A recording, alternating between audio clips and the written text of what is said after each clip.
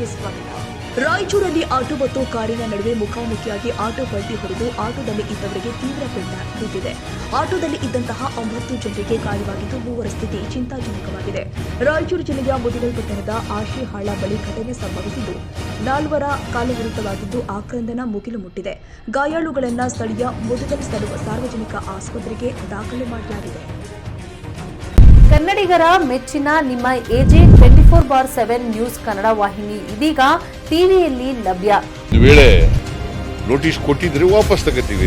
ಇವತ್ತು ವಕ್ಫ್ ಪ್ರಾಪರ್ಟಿ ಅಂತೇಳಿ ಬರ್ತದೆ ಅಂತ ಹೇಳಿದ್ರೆ ರೈತರ ಬೀದಿಗೆ ಬಂದು ಏನ್ ಮಾಡ್ಬೇಕಾಗತ್ತೆ? ಯಾರು ವೋಟ್ ಹಾಕಿಲ್ಲ ಅಂದ್ರೆ ಗ್ಯಾರಂಟಿನೆಲ್ಲ ಸ್ಟಾಪ್ ಮಾಡ್ಬಿಡ್ತೀವಿ.